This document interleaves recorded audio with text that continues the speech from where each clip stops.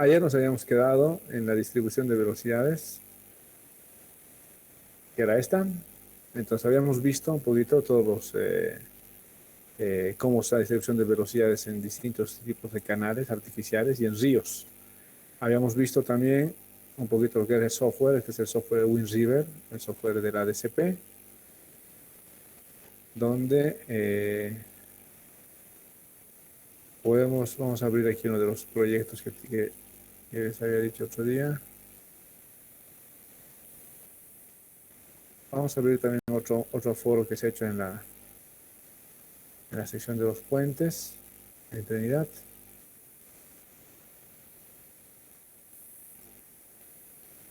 Este es el archivo que queda,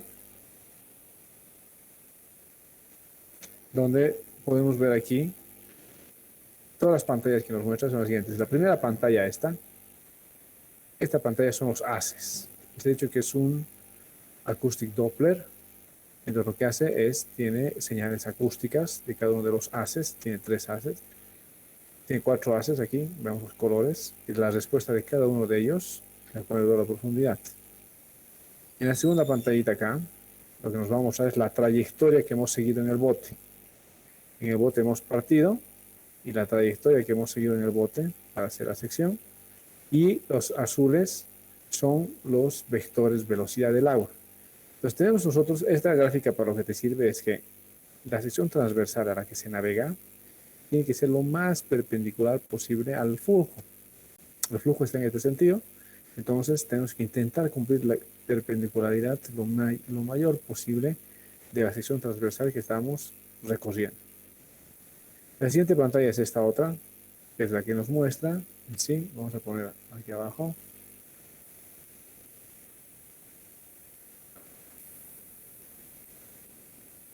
Longitud. Enseguida nos sale la longitud. Hemos partido de aquí de los 0 metros y hemos llegado hasta los 351 metros en esta sección. Y esta es la distribución de velocidades. Si se fijan, aquí están las velocidades más altas, están aquí en el medio. Las velocidades de 1.77.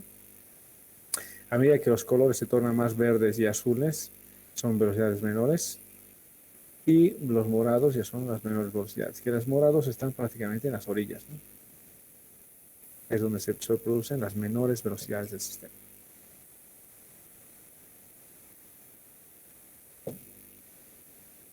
Lo que les había comentado, lo importante aquí es este cálculo que utiliza el software, que hace el software, donde nos bota que el caudal total va a ser 5.579 metros cúbicos segundo. El caudal superior, el caudal inferior, nos va a calcular las profundidades, todo, ¿no? Entonces tenemos que hemos hecho 4 pasadas.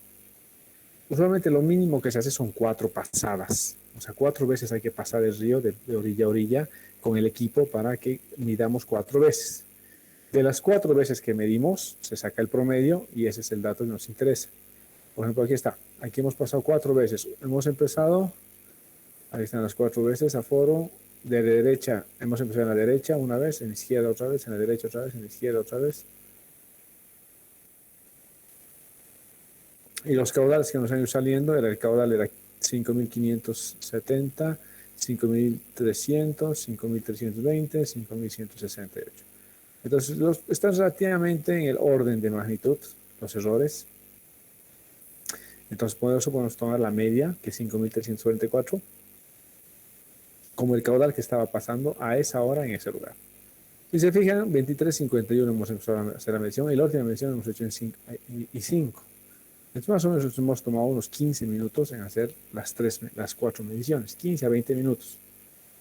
Esa es la gran diferencia de usar el ADCP respecto al propeller, al molinete. Yo les había comentado ayer que la gente que trabajaba en el laboratorio de hidráulica antes, el exdirector Claude, ellos iban en los años 80, principios de los 90, a foros a ríos amazónicos, y ellos nos contaban que hacer un aforo con propeller en una sección de un río amazónico como este, como el Mamoré, les tomaba a veces más de una semana. Estábamos hablando de estar 5 días midiendo en el río y a duras penas terminabas. Ahora, con esta nueva tecnología, ese trabajo que antes tomaba 5 días, ahora toma 15 minutos, como han visto. 15 a 20 minutos. Esa es la reducción en tiempo y trabajo que se ha logrado con este tipo de acoustic Dopplers. ¿Alguien tiene alguna consultita ya va a pasar esto? ¿Alguna curiosidad? Inge, pero si se extraía datos en un día, ¿el río no cambiaba para el siguiente día? Cambiaba y ellos iban registrando los cambios. Pero estos ríos, que son muy grandes en el oriente, cambian muy poquito. O sea, cambian centímetros de día a día, ¿no? Son ríos que cuando van a crecer, van creciendo, pero crecen lentamente. Por eso los periodos de inundación en estos ríos amazónicos duran semanas, ¿no? Porque el agua sube, sube lentamente y luego cuando va a bajar también lentamente. Entonces todo está inundado semanas, una, dos, tres semanas está todo inundado, porque ese más o menos es el tiempo de respuesta de esos ríos. Entonces los cambios son tan lentos que sí todos los días registran cuál es el cambio, pero al final el cambio es tan lento que cambia de día a día unos cuantos centímetros nada más, ¿no? No es como nuestros ríos aquí que crece y luego termina la lluvia y se seca el río. No, no. Los ríos en la Amazonía son ríos que tienen agua todo el año y las modificaciones en nivel y en caudal son muy lentas. Entonces, sí consideraban todos estos cambios para calcular el caudal final, ¿no? ¿Alguna otra consulta? Gracias, Inge.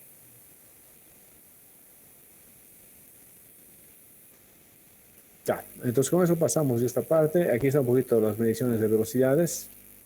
Este es el propeller. Aquí esta cosita da vueltas. Aquí tiene su contador. Depende del número de vueltas que da, te dice el caudal. Aquí está el método de medición de descarga. Lo que vamos a hacer es agarrar diferenciales de ancho. Y en cada uno de estos vamos a calcular la velocidad media, poniendo el propeller en distintas profundidades. Vamos a calcular la velocidad media de cada uno de estos elementos. Y esa velocidad media la multiplicamos por su área de cada uno de los elementos. La velocidad por el área va a ser la descarga unitaria de cada elemento y la sumatoria de todas las descargas, o sea, de todos los elementitos allí, esa va a ser el caudal total que pasa en esta sección.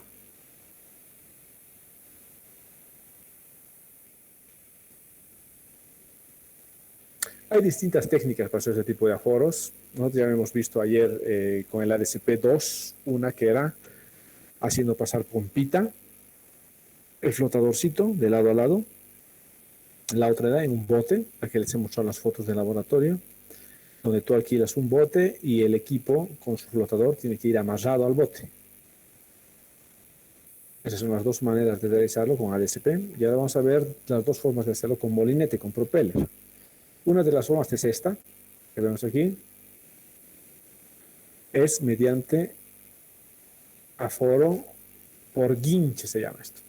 Porque tú tienes una caseta, aquí está el río, aquí abajo, y aquí tenemos una caseta y tenemos un alambre de acero. Esta casetita se va a mover por el alambre de acero de orilla a orilla.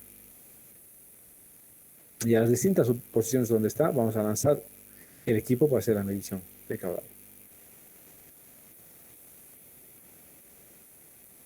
Esta es la por guincha.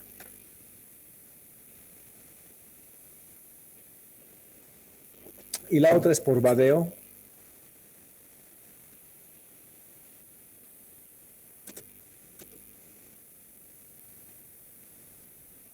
Aforo por vadeo propeller.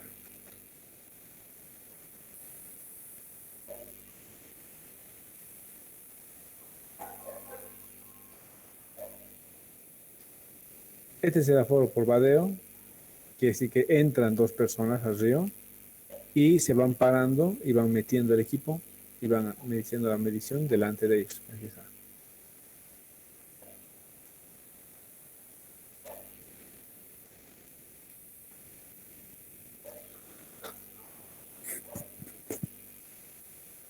Aquí está el propeller, la persona está parada, tienes que pararte aguas abajo para no perturbar las líneas de corriente.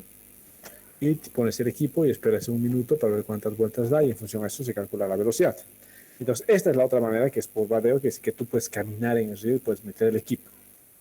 Cuando las profundidades en el río son mayores, entonces ya no puedes entrar tú, ya no puedes entrar y medir así. Entonces, en esos casos hay que hacer con guinche, ¿no?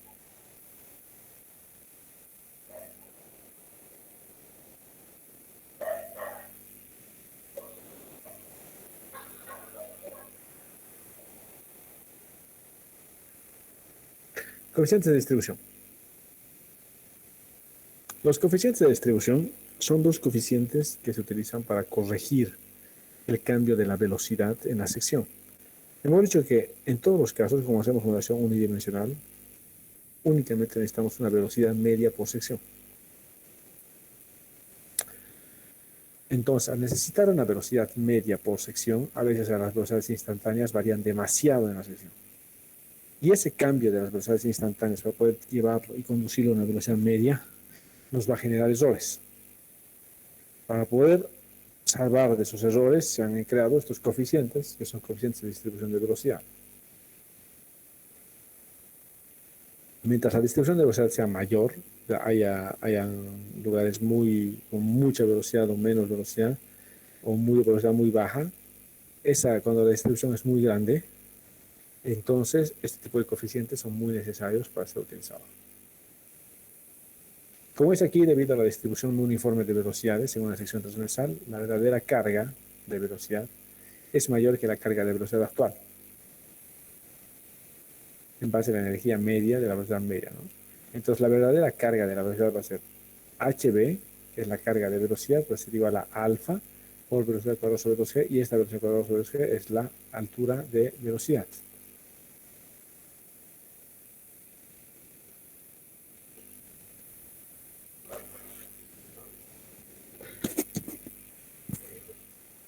Alfa, en esta ecuación, en la 312, es el coeficiente de energía, o coeficiente de Coriolis. Entonces, los valores de alfa van usualmente del 1.03, por eso a veces se lo considera 1, porque va desde el 1.03 hasta el 1.36, para canales prismáticos relativamente rectos.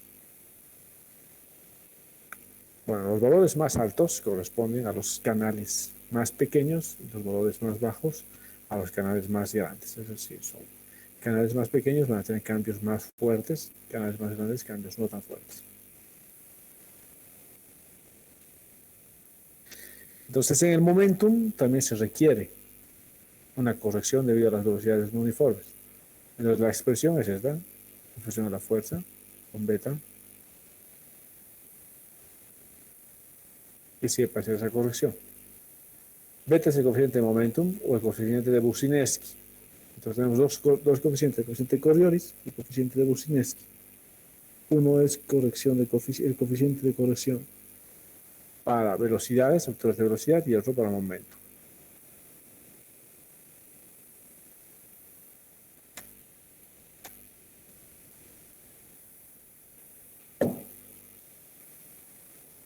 Estos valores de alfa y beta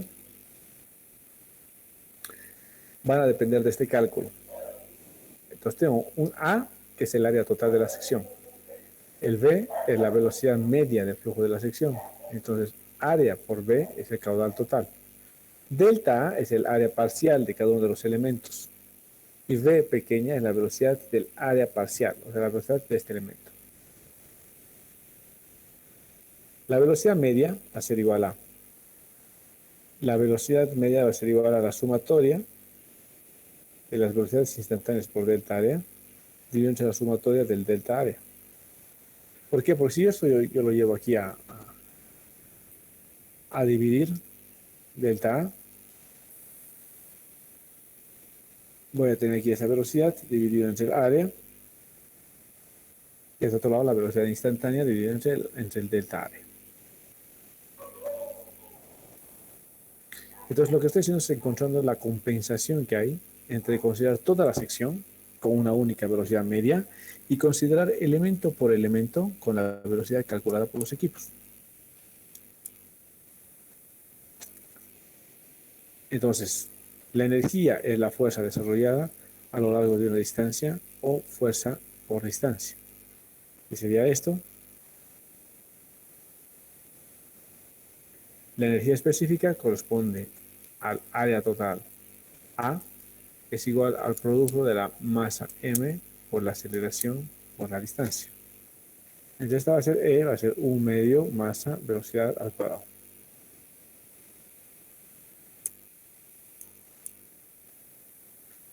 La energía cinética para el área parcial delta A va a ser esta. Ese cambio de energía va a ser 1 medio mv cuadrado.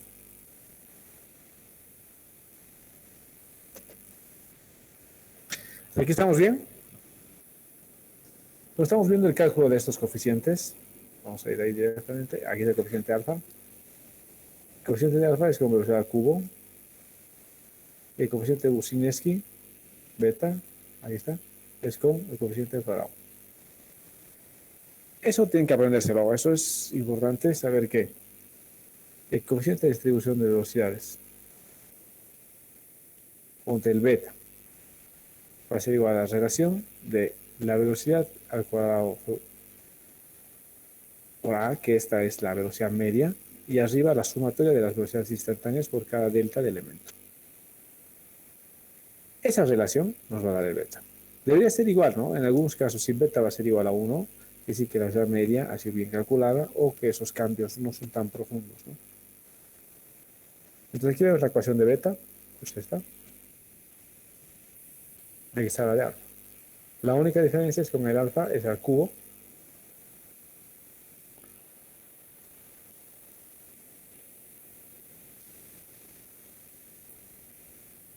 Y con beta al cuadrado.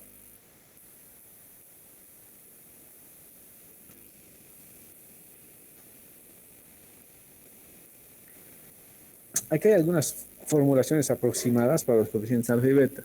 Entonces ahora es importante decirles que estos coeficientes de distribución de velocidades, tanto el alfa como el beta, solo van a ser aplicados, o sea, ustedes solo los van a usar si yo en la pregunta les digo, asuman un coeficiente de distribución de velocidades de tanto y con eso empiezan a calcular. Mientras yo no les diga, no les dé de dato el coeficiente de distribución de velocidades, ustedes siempre van a asumir que el coeficiente de distribución de velocidades es 1. Salvo que yo les dé de dato y les diga es 1.36, 1.32, dependiendo del caso. ¿Alguna consulta?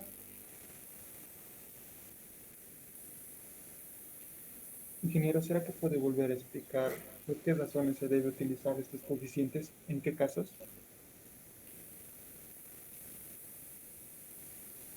Ya. Estos coeficientes son coeficientes para hacer un cálculo más fino. ¿Ya? Lo que van a tomar en cuenta estos coeficientes es que de esta sección, por ejemplo, que hemos visto, vemos que cada elementito tiene una velocidad. Si yo quiero encontrar la velocidad media, aquí me va a avisar. Ancho, área, velocidad de flujo 0.983. Entonces la velocidad media de esta sección, en el Mamoré, es 0.983. ¿Por qué? Porque su área total es 5.685. Si yo agarro esto,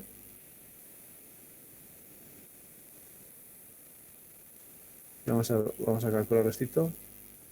Si yo hago velocidad por área, tengo de área, que es este valor, sería 5.685.53, y vamos a multiplicar la velocidad media por el área, 0.983.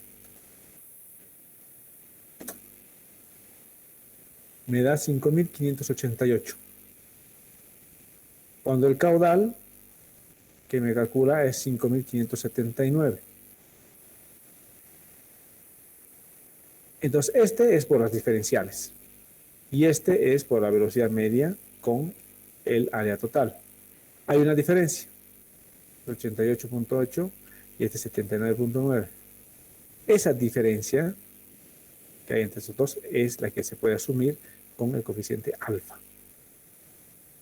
Porque es distinto cuando haces el cálculo por elemento y cuando sacas una velocidad media de toda la sección.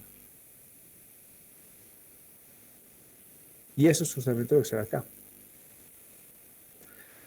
Por eso se utilizan estos coeficientes, beta y alfa. Aparecen acá.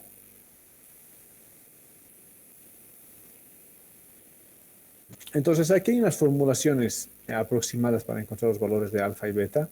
Y usualmente se utilizan tablas para encontrar alfa y beta. Pero también hay unas aproximaciones como están aquí. Estas dependen de este tipo de errores, medición de errores en las mediciones. Y vamos a encontrar una ecuación para alfa, una aproximación para beta. ¿Está claro lo que son los coeficientes de distribución de velocidades? Lo que hace el coeficiente de distribución de velocidades va a hilar en lo fino. O sea, vamos a intentar ir un poquitín más cerca de la realidad si encontramos un alfa que represente ese sitio donde estamos haciendo el trabajo.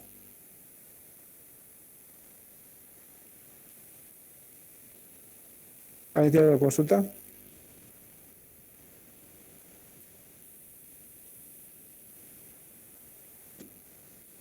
Bueno, al no haber consultas, entonces pasamos al siguiente. Y como ya les he comentado, ustedes en sus exámenes solamente van a usar los coeficientes alfa y beta cuando yo les dé este dato. Si yo les digo, resuelvan este problema tal, con flujo uniforme, donde una sección te da tan, utilice el coeficiente alfa de 1.1, ya, lo utilizas. Mientras no te dé ese dato, alfa y beta es 1 para nosotros.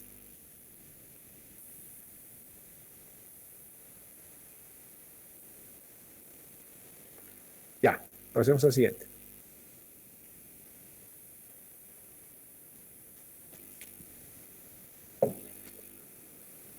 El siguiente punto es distribución de presiones. Esto nos interesa a nosotros, la distribución de presiones, porque nos interesa saber cómo se va a comportar la presión en un canal y en qué nos afecta esto en el cálculo computacional del flujo. Ustedes en hidráulica 1 han aprendido que la distribución de presiones es lineal. Ustedes han aprendido que la presión en función de la profundidad es ρGH. Rho, el peso específico, G, la gravedad, H, la profundidad. A mayor profundidad es mayor la presión. Por eso es que nos decimos que es un comportamiento lineal.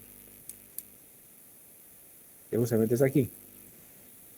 Yo tengo una seccioncita, tengo el agua, tengo mi manómetro que estoy midiendo las alturas de presión, mi piezometrito este. Y la distribución de presiones va a ser este triángulo. Lo que ustedes le han llamado el prisma de distribución de velocidades hidráulica 1. Eso quiere decir que mientras más cerca de la superficie estemos, la presión es casi cero. Y mientras más abajo entremos, la presión es linealmente, es esta. Y va a ser gamma por HS. HS es la profundidad, gamma es el peso específico.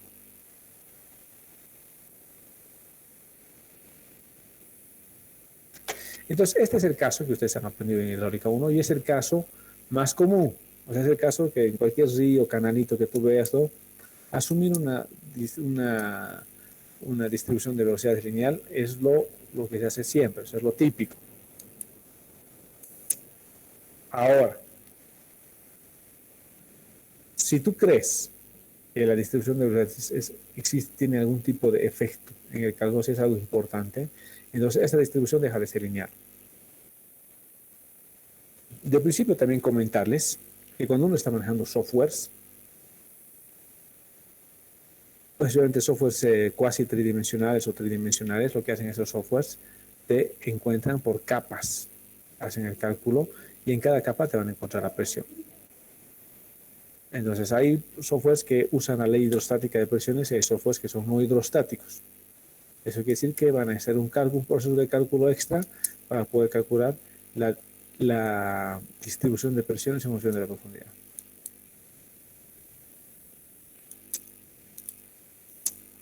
¿Alguna consulta?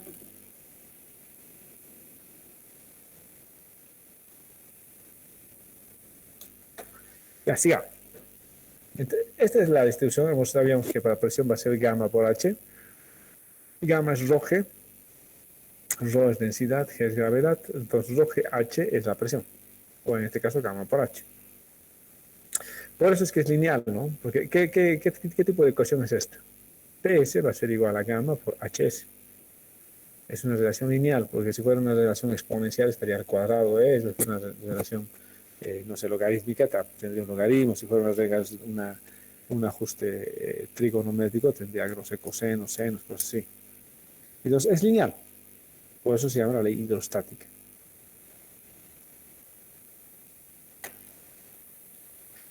Eso pasa, esta distribución de presiones usualmente sucede en canales que son ya bastante bien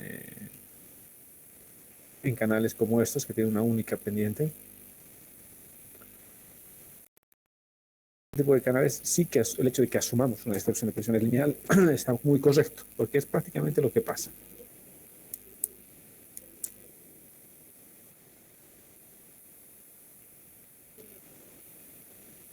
El siguiente caso es un flujo curvilíneo convexo. Un flujo curvilíneo convexo es este que está aquí,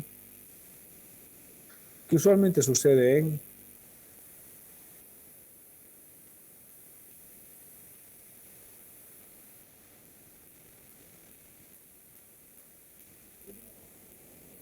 esos casos. Vamos a poner aquí.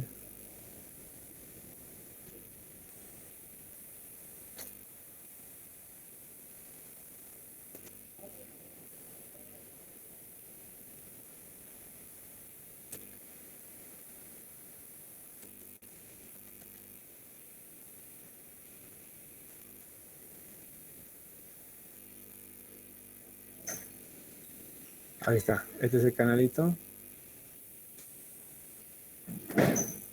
Este es un vertedero. Desde aquí en la parte alta del vertedero, si se fijan, tenemos esta parte, que es justamente lo que dice aquí, que es la parte convexa.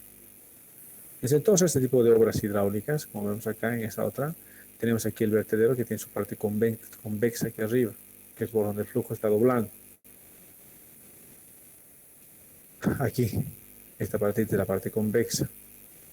Entonces estas partes convexas va a suceder una cosa con el flujo. Y esta es la parte convexa, justamente es aquí, es justamente la cresta de los vertederos, es el caso más típico. Lo que pasa entonces en una convexa es que el agua está yendo aquí de izquierda a derecha. Entonces el agua está viniendo por acá y luego se va a encontrar con que el canal hace una curva convexa hacia abajo. Entonces, ¿qué creen por instinto que va a pasar con el agua acá? Si está viniendo así y el canal cambia. ¿Qué creen que, o sea, intuitivamente, el agua, qué le pasa al agua? Va a intentar separarse del lecho, va a intentar salir de allí disparada como en esquí. ¿Qué creen que pasa con el agua? A ver, pueden escribirme. Sale disparado. Exacto. O sea, por instinto, nosotros estamos pensando que el agua sale disparada. Porque justo hay una curva aquí, el agua no entiende de esas cosas y va a querer separarse del lecho. ¿Qué pasaría con la presión si el agua va a querer separarse del lecho?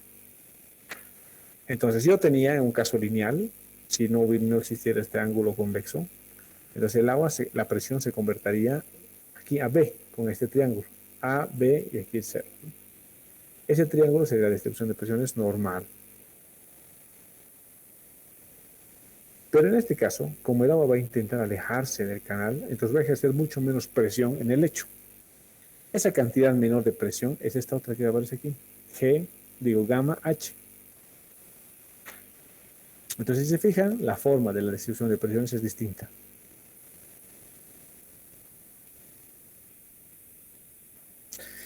Si fuera una distribución de presiones normal, la magnitud de la presión en el lecho sería hasta la B mayúscula. Pero como es convexo, las presiones van a ir únicamente hasta la B'. Serían estas.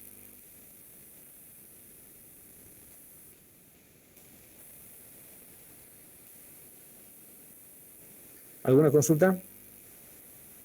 Entonces, lo que sí estamos viendo aquí a priori es que cuando tenemos un canalito convexo, la presión en el lecho va a disminuir. Antes debía ser de aquí de 0 a B y ahora es de 0 a B'. ¿Qué ha pasado con la presión? Ha disminuido. Es lógico, porque ustedes mismos me han dicho, el agua va a intentar separarse.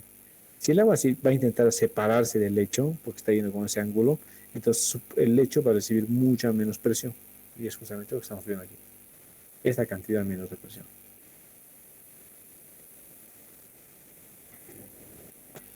¿Alguien tiene alguna consulta aquí?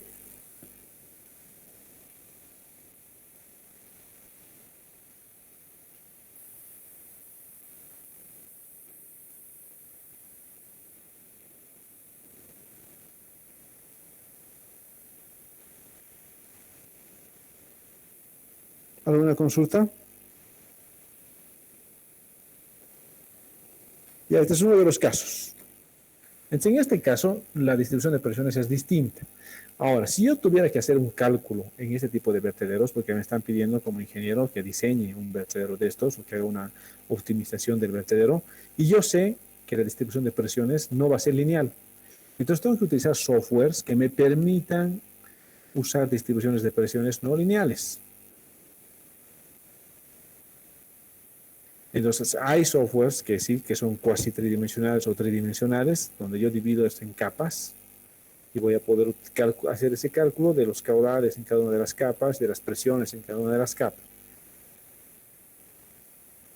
A esos softwares se los conoce como softwares no hidrostáticos, porque no están siguiendo la ley hidrostática de presiones.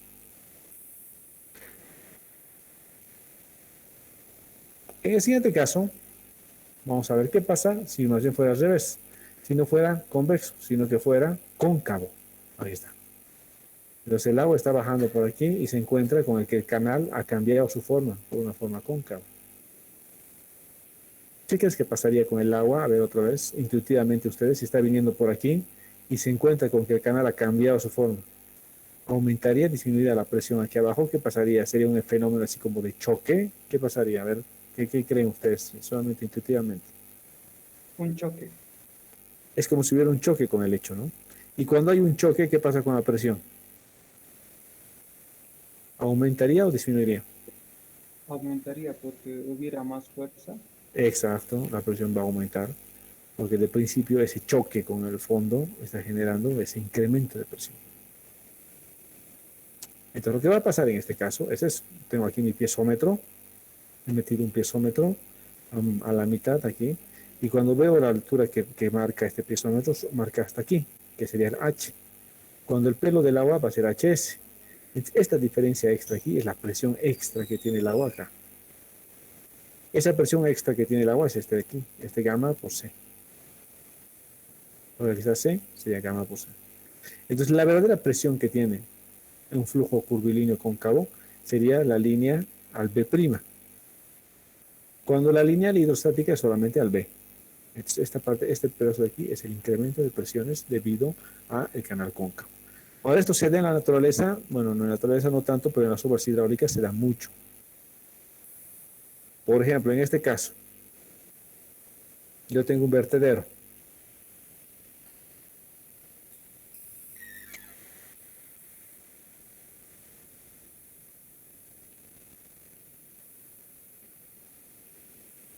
En este vertedero, el agua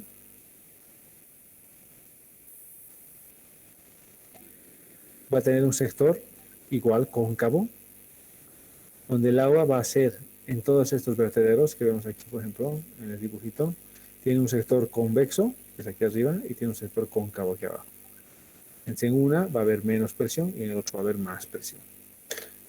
Entonces, este tipo de cosas son importantes cuando hacemos diseño de obras hidráulicas, cuando estoy diseñando vertederos. Y cuando necesito hacer optimización de vertederos, necesito hacer modelaciones numéricas, sé que el flujo va a ser no hidrostático. Nosotros en hidráulica 1 y en hidráulica 2 y todo lo que hemos visto de hidráulica, siempre vamos a asumir que todos los flujos siguen la ley hidrostática de presiones. No sabemos ahorita cómo se calcula una no hidrostática. La gente que vaya a hacer la mención de hidráulica probablemente vea esa diferencia en los modelos que ya son cuasi tridimensionales o tridimensionales. Entonces, cuando yo tengo que hacer diseño de estas obras importantes, que son como los vertederos de excedencia, vertederos de talud, vertederos en azuts, derivadores,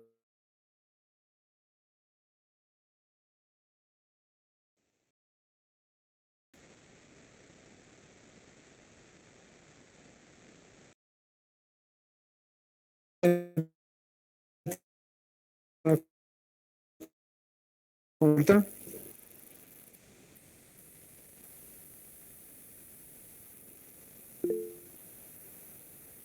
¿alguna consulta?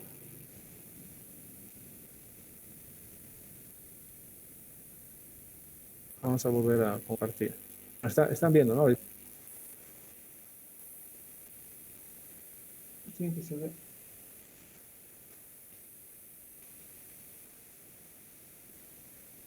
Ya, pues, ¿cómo está la señal? ¿Se va? ¿Se va ratos o cómo está? Entrecortado a veces, sí. Sí, se entrecorta su voz. ¿No? ¿Me están escuchando ustedes o...? Ya, ¿qué más? Sí, estamos ahorita sin internet y estoy dando clases del celular, entonces un poquito la señal se chinga. En este último paso, Si es que se corta o alguna cosa así, me escriben para ir replicando donde lo dejamos. Entonces, eso es lo que va a pasar. Va a haber un incremento. Ya, pues lo que está pasando es esto, el incremento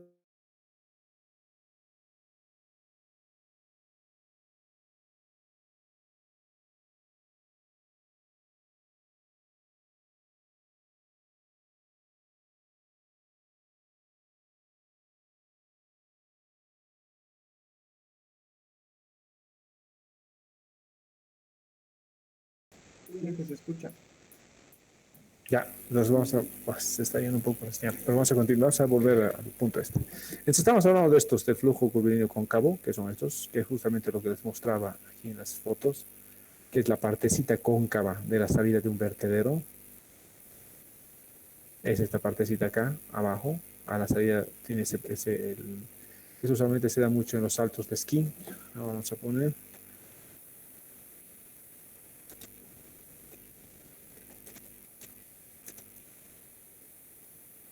Es esto. Los vertederos tipo salto de esquí son estos. Y lo que está pasando es eso, el agua cae y hace un salto de esquí y aquí es donde se va a dar ese tipo de presión extra que se va a generar. Acá. En esta parte. Y aquí se ven unos dibujos claramente que en esta partecita de aquí abajo se da ese fenómeno del incremento de presión. Que es este. Entonces hemos visto si el canal va a tender a volverse convexo, va a haber un decremento de la presión, y si más bien el canal tiende a volverse cóncavo, va a haber un incremento de la presión. En ambos casos, la ley hidrostática de presiones se rompe.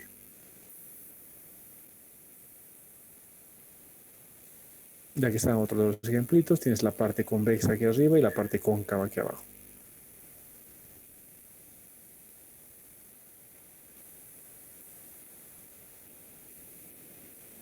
¿Alguna consulta? Aquí hay una que es la carga de presión centrífuga, justamente se da en estos lugares. La carga de presión centrífuga C puede calcularse aproximadamente como sigue. Como usted la segunda ley, es la fuerza igual a masa por aceleración. La presión centrífuga va a ser P sub C, que va a ser igual a la masa por unidad de área por la aceleración centrífuga. Ahí está, masa por unidad de área. La carga de presión centrífuga C es igual a la presión centrífuga dividida por el peso específico de la. Entonces, con eso vamos a poder encontrar esta carga P sub C, que es la presión centrífuga. Es la presión extra que vamos a tener debido al flujo, al canal cóncavo. Esa presión centrífuga esta es esta de aquí. Es esta presión extra que voy a tener. Voy a repetir.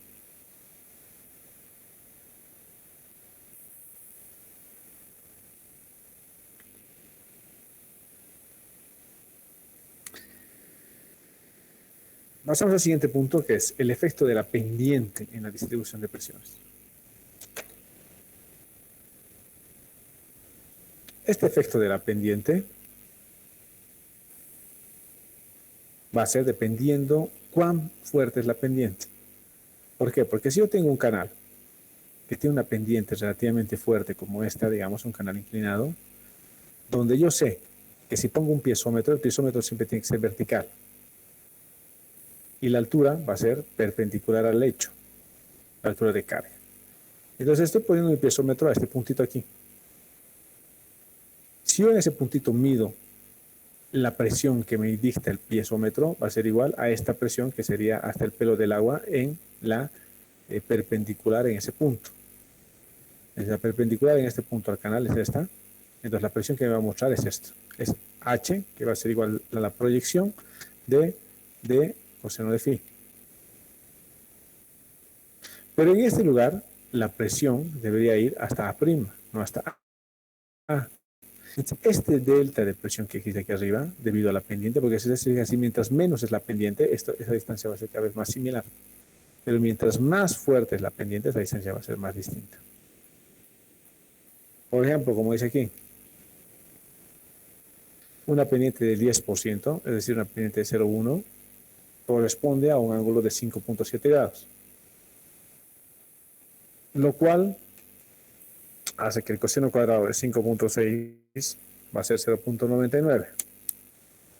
Por lo tanto, para una pendiente de mayor a 10%, se va a producir un error mayor al 1%.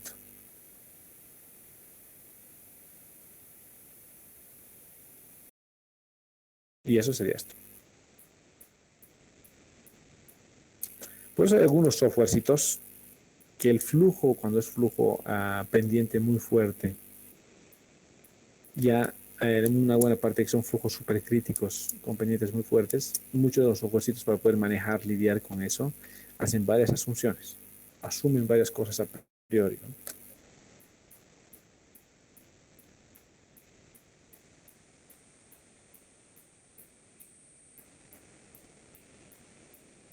¿Tienen algunas consultas de esto? ¿Hasta aquí? ¿Está claro hasta aquí? ¿Alguna pregunta?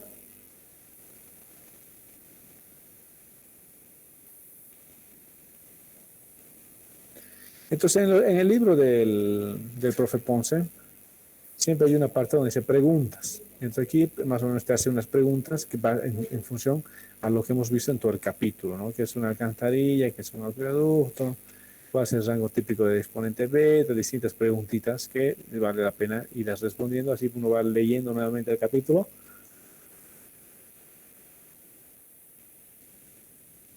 Y ya las cosas van quedando más claras.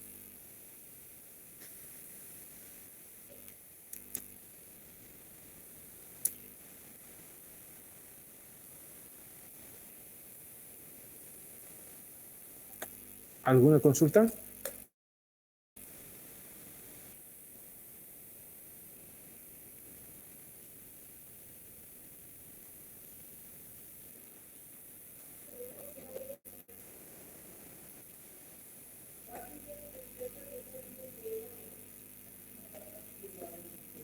Entonces hay una partecita de problemas, vamos a intentar hacer uno de los problemitas, vamos a resolverlo con la calculadora del mismo profe. Por ejemplo, nos dice, ¿cuál es la descarga por unidad de ancho si la descarga es de 24 metros cúbicos por minuto y el ancho superficial del canal T es de 8? Entonces aquí yo tengo que el caudal va a ser 24, el ancho es de 8, y si quiero saber por unidad de 8, lo que hago es dividir este 24 entre 8. Y ahí voy a tener por unidad de ancho. Tengo un canalito rectangular. Aquí me dan el alfa y el beta y me preguntan que ayude, que calcule el Q. Eso están las ecuaciones arriba.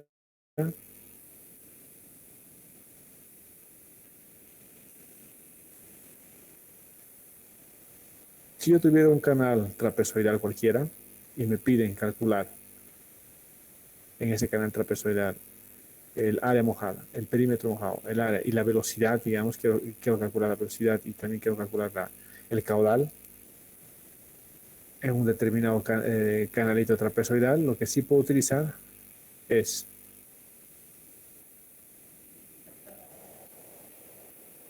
ir al libro del profe Ponce.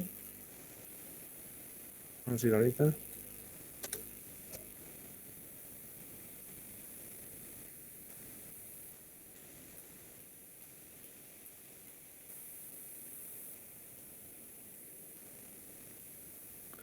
Este es el sitio web del profe Ponce. Aquí está todo lo que nosotros estamos viendo, es esta hidráulica de canales ahora. Tiene este otro libro que se llama Engineering Hydrology. Y aquí hay este botoncito que hace Online Calc. Si entra a Online Calc, está la calculadora en línea. Aquí yo puedo calcular de una sección trapezoidal todo lo que se ha hecho, ¿no? Puedo calcular el área mojada, el perímetro mojado, el ancho superficial, el caudal unitario por ancho, todo. Lo mismo aquí por calcular el caudal en vertederos. El canal sobre un vertedero de cresta plana, que es este. Aquí tengo justamente lo que hoy día estábamos viendo, que es los vertederos. De aquí necesito calcular esto, por ejemplo, en este caso. Voy a calcular el caudal que pasa sobre el vertedero. Va a ser igual a este C por L por H elevado a 3 medios. C es el coeficiente de descarga, que es este que está aquí. L es la longitud de mi vertedero, o sea, el tamaño longitudinal, como se dice L. Y H es la carga, que es esta H, que es la altura de carga de aproximación. Si quiero hacer el sistema métrico, voy a medir esta H, que es la altura de carga, que ponte que tenga 2, y la longitud, que es otros 2 metros. Y ya me hace los cálculos y aquí ya me dice, en el sistema internacional el caudal que está pasando es 9.64. La aceleración y la descenso. Entonces aquí en la herramientita me da todas estas posibilidades, ¿no? Para calcular la altura crítica normal, que lo siguiente que vamos a aprender es a calcular la altura crítica. Entonces aquí vamos a aprender un poco los siguientes cálculos. ¿Alguna consulta? Entonces con eso habríamos terminado el capítulo 2. Aquí hay algunos problemitas y cositas así. Eso es un poco la parte esta de la bibliografía. Pero con eso terminamos el capítulo 2.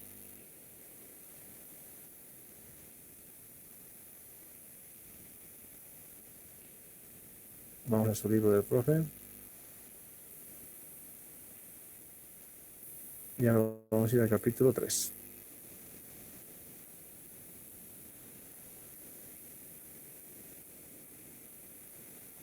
El capítulo 3 es energía y cantidad de movimiento. ¿Alguna duda del capítulo 2, lo que acabamos de ver?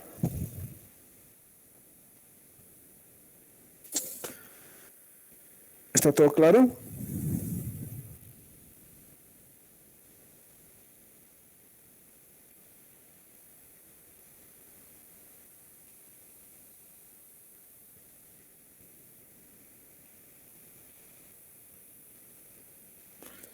Ya. Entonces vemos lo que es este capítulo, que es energía y cantidad de movimiento. Como dice su nombre, en este capítulo vamos a ver el principio de conservación de energía y el principio de conservación de cantidad de movimiento. El principio de conservación de energía y de cantidad de movimiento, ustedes ya lo han visto en hidráulica 1, es exactamente lo mismo. El principio de conservación de energía es Bernoulli, lo que ustedes han visto. Y el principio de conservación de momentum también lo han visto, que es el que rige la segunda ley de Newton. Entonces, estos dos conceptos ustedes ya los han visto en hidráulica 1, porque con esto han aprendido a calcular con Bernoulli, han aprendido a calcular con el principio de momentum, no sé, a veces la fuerza que se necesita para apretar una jeringa, digamos, una inyección para que salga un caudal de una determinada cantidad. Ese tipo de problemas tienen que ver con cantidad de movimiento.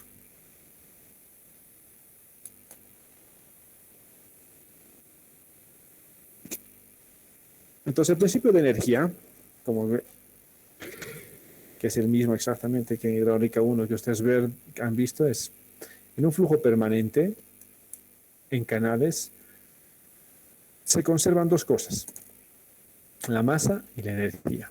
Por otro lado, en un flujo no permanente, se conserva la masa y la cantidad de movimiento. La energía se expresa por unidad FL, que es energía va a ser igual a fuerza por distancia. La energía por unidad de peso se expresa en unidades de longitud. Porque aquí esa energía va a ser fuerza por distancia. Y si la quiero hacer por unidad de peso, al final me va a quedar longitud L.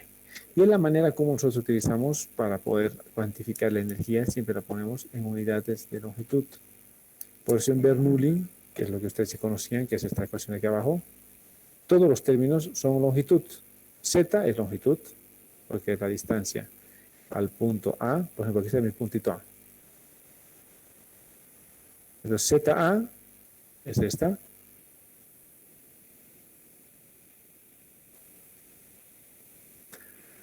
Luego tengo la siguiente componente que es el dA coseno de phi.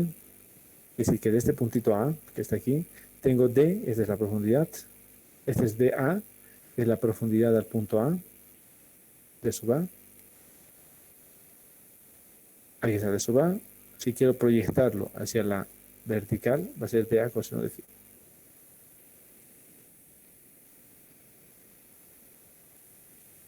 Y el último término es el término de la velocidad, de la altura de carga, que es la velocidad al cuadrado sobre 2g, que me quedaría esta velocidad A al cuadrado sobre 2g.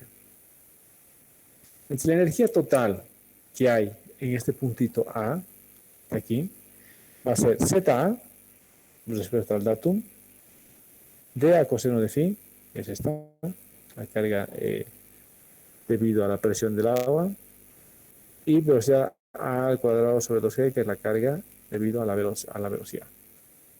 Es exactamente lo que ya hemos visto, es lo mismo que el Bernoulli. Y eso es toda la energía en el punto A.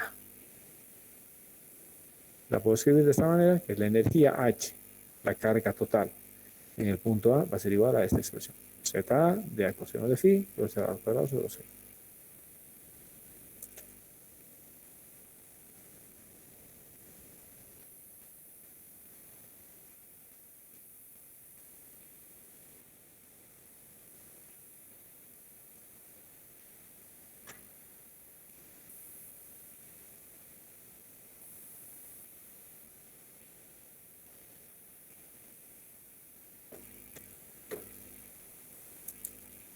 ¿Alguna consulta hasta aquí?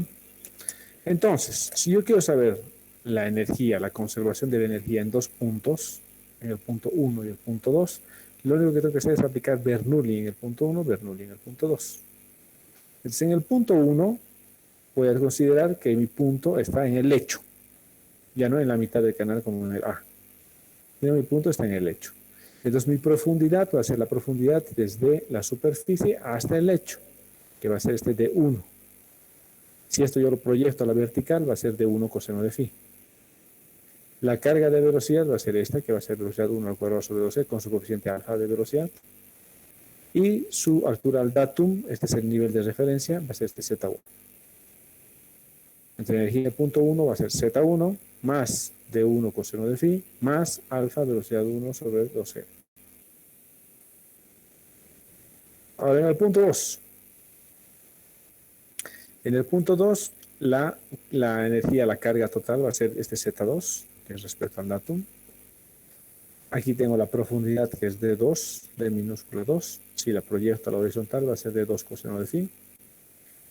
La carga va a ser 2 al cuadrado sobre 12, que es esta otra y es mucho más grande. Y la carga de pérdida de energía que va a haber entre el punto 1 y el punto 2, que es la pérdida de energía debido al movimiento del agua, va a ser este HL.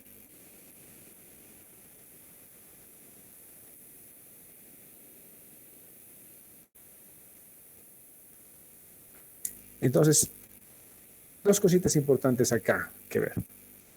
La primera, que esto ya un poquito nos va a dar como un preámbulo a lo que es el flujo no uniforme o el flujo variado.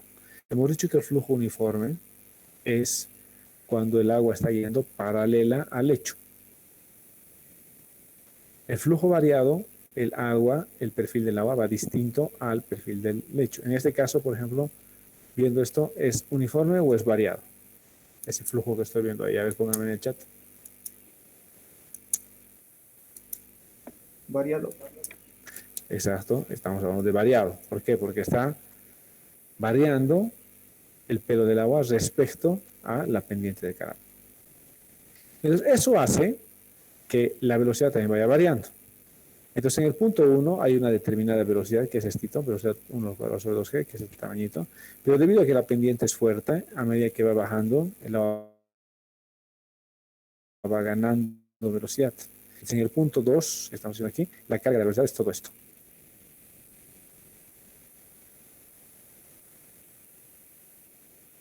Entonces, lo que va a haber entre el punto 1 y el punto 2 es un incremento de la velocidad. Y si la velocidad incrementar, algo tiene que disminuir, en la altura de carga. Entonces aquí tenía un D1 que era bastante grande, tenía una profundidad bastante alta, Pero si cuando la velocidad está incrementando, entonces el perfil se va a ir haciendo cada vez más pequeño, se va a ir uniendo más al lecho. Y voy a tener este de 2. Entonces, si se fijan entre el primero, D1 era grande y B1 al cuadrado sobre 2 era chiquitito. Pero como he ido ganando velocidad en la distancia, al final ha quedado, el D2 ha quedado más pequeño que lo que era el D1 y la carga de velocidad ahora es mucho más grande que la anterior carga de velocidad.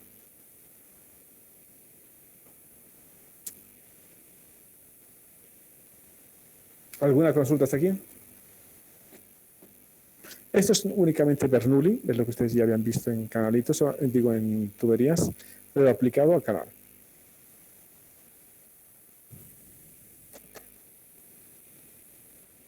¿Alguien tiene alguna consulta?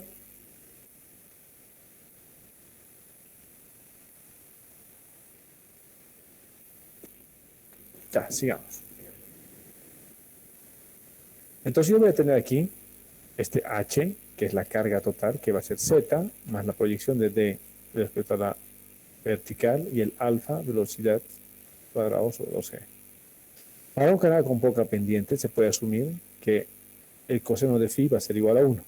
Entonces este coseno de phi se va a convertir en 1 y directamente va a quedar aquí la profundidad. También podemos asumir que el coeficiente alfa de velocidades va a ser casi cercano a 1 y puede luego desaparecer este coeficiente alfa. Pero la ley de conservación de la energía entre las secciones 1 y 2, entre los puntos 1 y 2, se va a escribir así. Tengo toda la energía en el punto 1, que está de este lado, que es Z1 de 1 coseno de phi, más alfa 1 de Z1 cuadrado. Va a ser igual a toda la energía en el punto 2, más la carga de energía perdida, que es el HF. Este.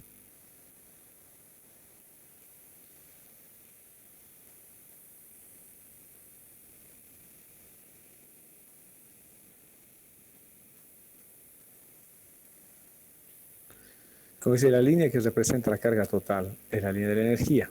La pendiente de la línea de energía es SF, que es la que vamos a ver varias veces, porque esta SF, que es la pendiente de la línea de energía, luego aparece mucho en las ecuaciones empíricas de pérdida de energía, como Manning, como Chesky. Entonces, la pendiente de la superficie del agua va a ser S sobre W, S sub W, y la pendiente del fondo del canal va a ser S sub O. Si tú quiero que me aprendan bien, que lo tengan presente, es muy importante. El S sub O es la pendiente.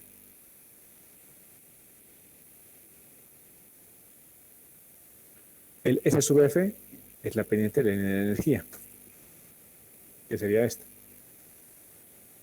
Aquí está la línea de la energía aquí arriba, y la pendiente que va a tener esta línea es SF. La pendiente que va a tener el pelo del agua es SW. Y la pendiente que va a tener el lecho es SO.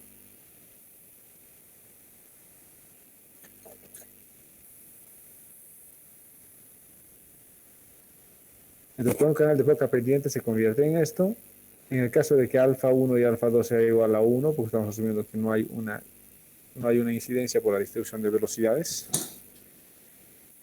y que fuera un canal hidráulicamente ancho, y asumiendo que HF es igual a 0, se va a reducir la conservación de la energía mecánica, también conocida como la ecuación de Bernoulli, a esta expresión.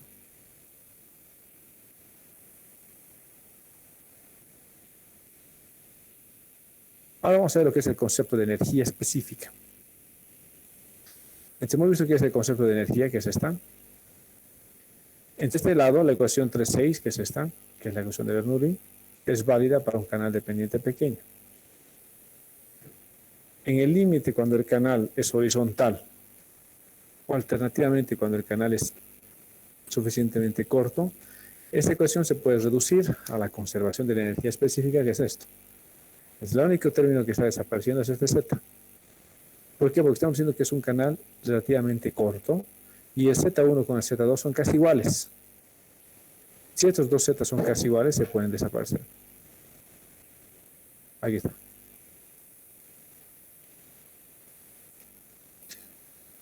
Entonces me va a quedar esta expresión, que ahora le voy a llamar a cada uno de esos términos, el término de la energía específica.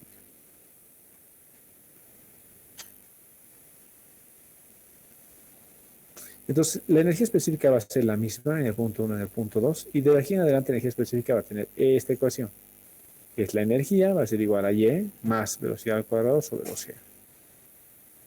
Este término de ahora en adelante es el término de la energía específica.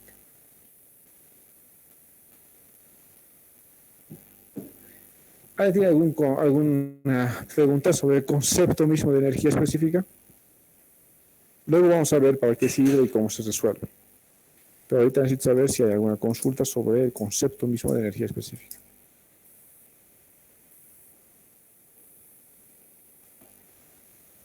¿Está claro? ¿Me están escuchando bien? Sí, que se escucha bien. Ya. Entonces, sí, Dime. estamos diciendo que la pendiente es horizontal del canal. No, no estamos diciendo que es horizontal la pendiente, pero estamos diciendo que están tan seguidas estos dos. Mira, aquí Z1 es grande, Z2 es chiquitito. Pero ¿qué pasaría si mi punto 1 estaría aquí y mi punto 2 estaría a 5 centímetros de ahí, aquícito? Entonces Z1 sería muy parecido a Z2. No serían el mismo, porque así existe una pendiente, pero serían muy parecidos. El hecho de que sean muy parecidos, aquí está, parecidos, hace que yo pueda despejar ese término Z. Y únicamente me queda la altura de carga y me entrega la altura de velocidad. Y a esta suma de estas dos le voy a llamar energía específica, que es esta.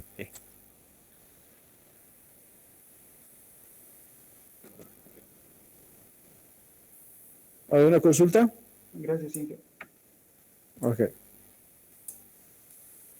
Entonces, esta energía específica es una función prácticamente de Y. ¿Por qué? Porque yo tengo esta energía específica. Vamos a la pizarrita.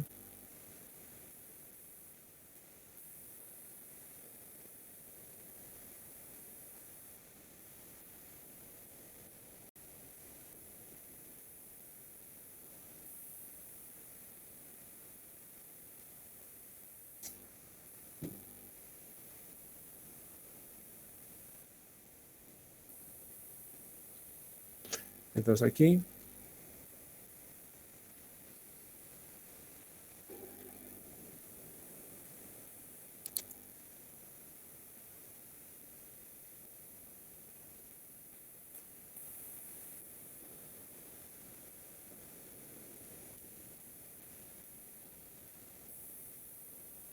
yo tengo la ecuacióncita de la energía específica que dice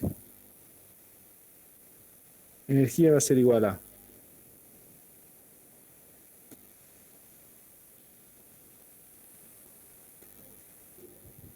Y,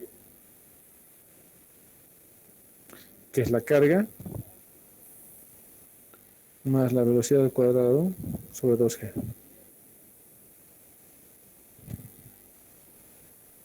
Esto yo puedo escribir como Y la carga más caudal elevado al cuadrado dividido entre área elevado al cuadrado por 2 por G.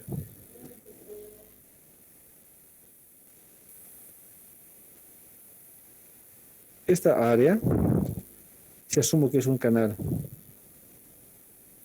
rectangular, va a ser base por altura.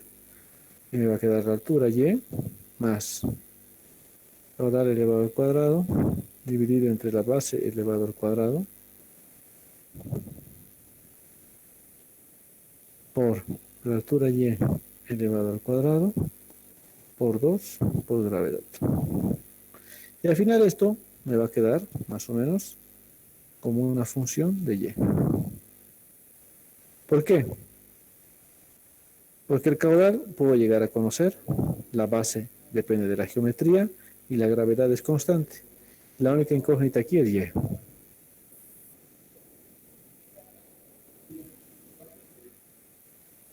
Entonces, al final, la energía específica E se puede expresar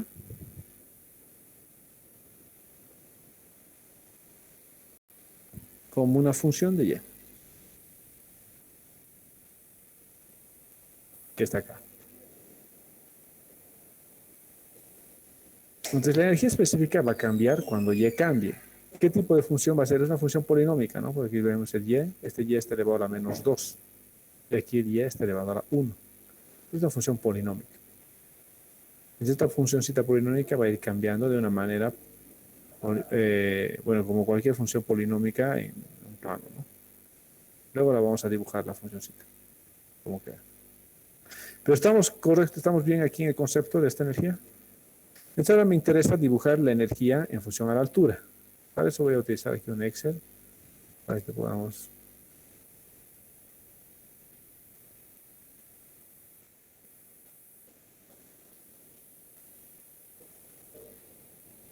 Entonces lo que voy a hacer es aquí me voy a poner dos columnitas, aquí me voy a poner y aquí me voy a poner E, de energía. Voy a ponerme los datos, gravedad es 9.81, eso no cambia, me voy a poner la base del canal, en este caso voy a poner una basecita de 2 metros de un canalito. Es un canal trapezoidal, digo rectangular, entonces no voy a poner Z y voy a calcular. Y va a ser la profundidad y voy a calcular desde 5 centímetros la profundidad para ver cómo se comporta este Y. Y la energía va a ser igual a, como hemos dicho, va a ser igual a Y más caudal elevado al cuadrado, aquí voy a poner el caudal,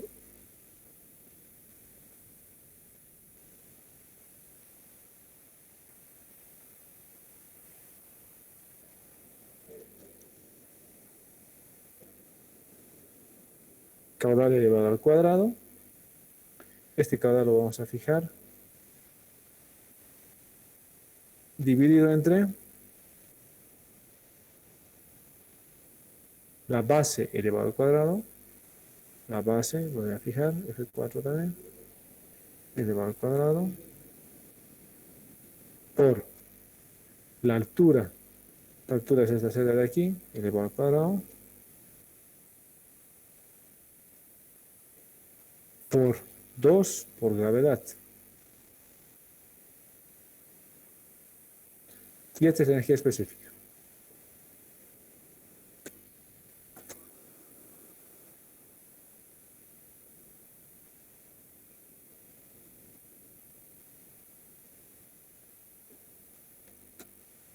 Y voy a graficarme esto hasta una profundidad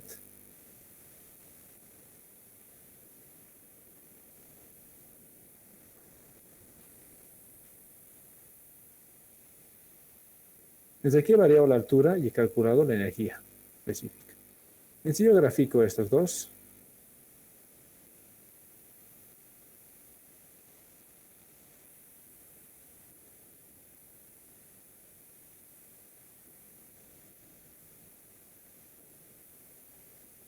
esto va a ser Y más caudal elevado al cuadrado, aquí voy a darle un caudal, Q, ponte que mi caudal sea 3 metros cúbicos.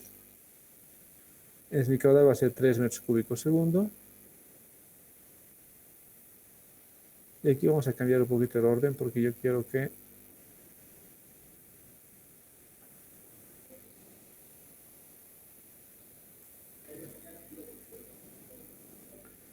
mi eje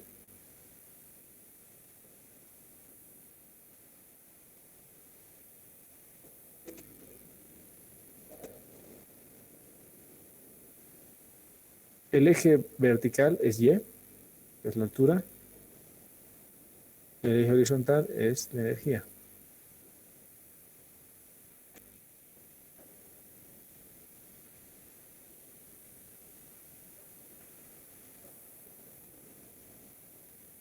Voy a poner aquí 2 esto. 2.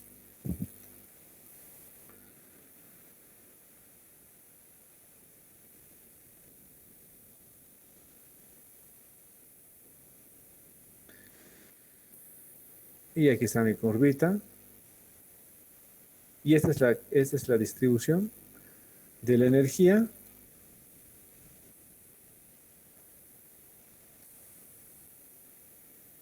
como podemos ver respecto de la altura. ¿Hay una consulta ahí?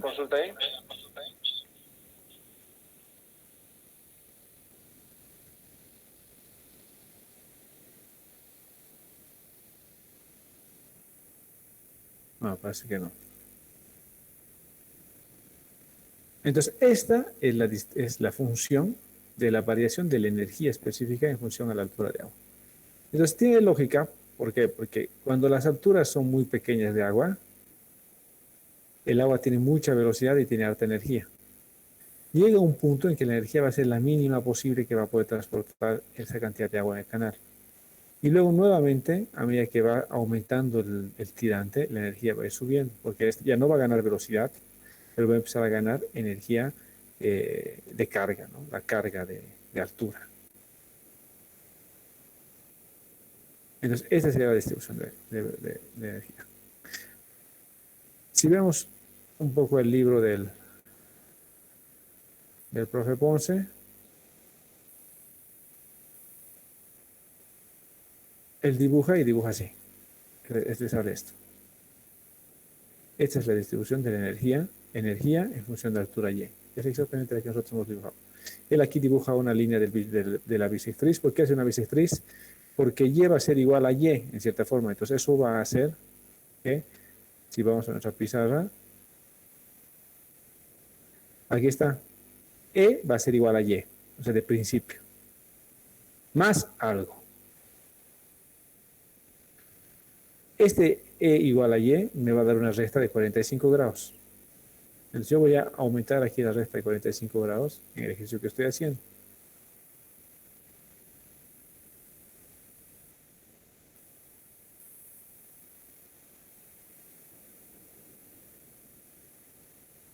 Ahí está.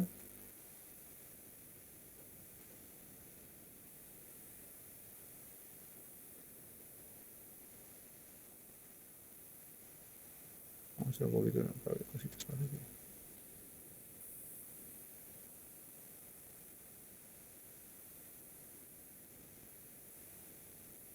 Voy a hacer un poquito más para que se vea bien la curvita.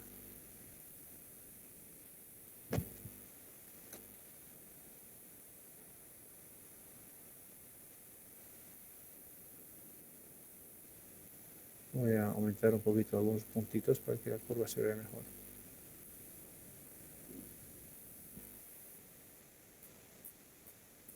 Ya. Aquí se ve la curvita mucho mejor. Entonces voy a aumentar el bisector, que va a ser 0 hasta 3. Voy a aumentar aquí el bisector.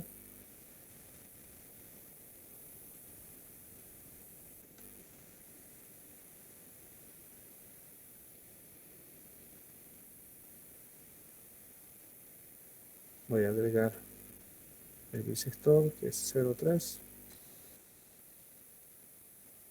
0,3. Y aquí está.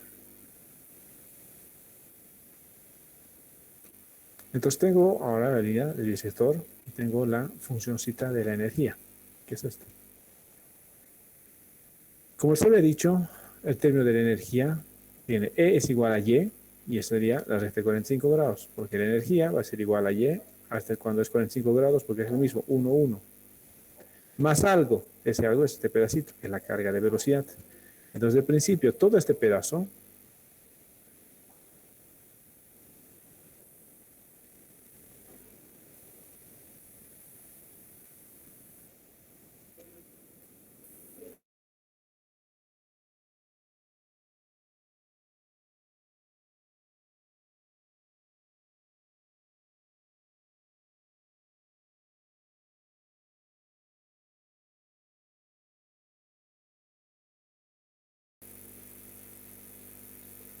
¿pueden ver la pantalla?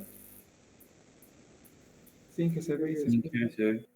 Ya, porque por un ratito perdí la pantalla. Entonces, esta es la parte importante hasta aquí. Tengo una carga de altura y una carga de velocidad. Y es exactamente lo mismo que nos está diciendo el profe Ponce en su libro. Tengo una carga Y hasta el bisector y ese otro pedacito aquí es la carga de velocidad. tengo una carga Y hasta aquí, hasta la lista de 45 grados, y el resto es la carga de velocidad.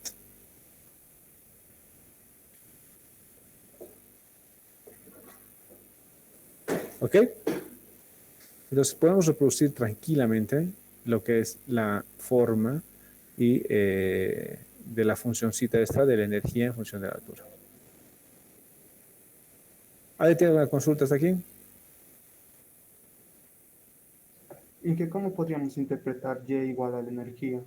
Eh, Es solamente esta partecita, ese es el principio, ¿no? Si solamente yo leyera hasta aquí, a ver, pensaremos que no existe este término, esa segunda parte de aquí. Si no existiera este segundo término, ¿en qué se convierte esto? En E igual a Y. Si E igual a Y, entonces sería la recta de 45 grados. Entonces, siempre que la energía esté explicada únicamente por la altura de carga, va a ser E igual a Y. Y esa es la recta de 45 grados. Por eso todo lo que queda de la recta de 45 grados a este lado siempre va a ser la altura. Más la carga por velocidad. Entonces, la carga de velocidad va a ser el resto que me queda hasta topar con la función. ¿Se entiende? entonces, sí que no es válido decir que no hay caudal cuando Y es igual a la energía. Ahora siempre hay caudal, porque si no, no podrías medir nada. O sea, el agua está moviéndose siempre. O sea, siempre, en el ejercicio que nosotros acabamos de hacer aquí en el Excel, el caudal es 2, digo, el caudal es 3. El caudal va a ser 3 siempre. Solamente que el tirante del agua se va a igualar a la energía. Eso es lo que pasa cuando ya realmente estoy con tirantes muy altos, o sea, cuando ya el nivel del agua está más de 2 metros, por ejemplo. Es casi toda la energía que trae el agua es debida a la altura de carga, porque su velocidad va a ser casi insignificante, porque se torna asintótica a la recta de 45 grados. En cambio, cuando los tirantes son muy bajitos, la carga de velocidad es importante, pero la altura del agua es muy pequeña, ¿no?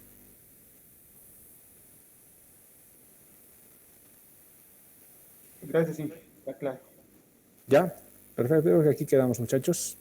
Mañana vamos a continuar, digo, la próxima semana vamos a continuar con esto. Les voy a pasar en comunicado por el Classroom y a las fechas. Voy a quedar ahora con el auxiliar este fin de semana.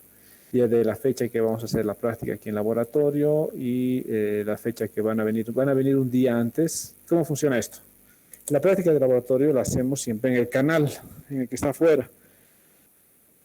Usualmente los que están en el primer semestre del año, a veces lo agarramos al río Rocha con agua en febrero, porque en febrero todavía tiene agua el Rocha y está relativamente limpio porque había harta lluvia.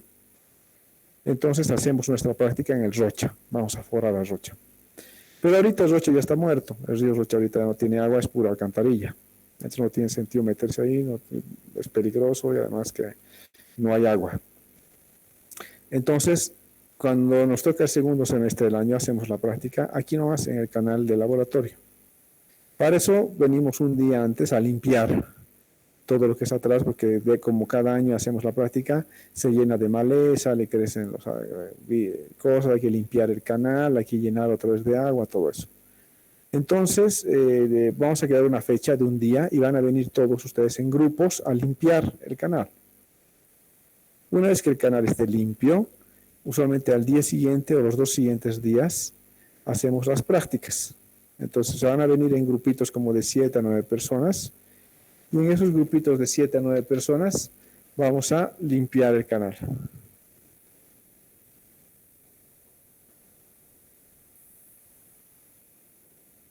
Y luego al día siguiente hacemos las practiquitas, igual en grupos de 7 a 10, usualmente los grupos que hemos manejado. Vamos a hacer un aforo, tanto con molinete, un aforo con vertedero, como hemos visto, ustedes van a medir las alturas en el vertedero y van a poder saber cuál es el calor que está pasando, vamos a hacer en partial y todo eso. Entonces ya les voy a pasar yo por mensajito al WhatsApp y tanto al Classroom, ya vamos a coordinar con el auxiliar más para ver las fechas exactas del día de limpieza y el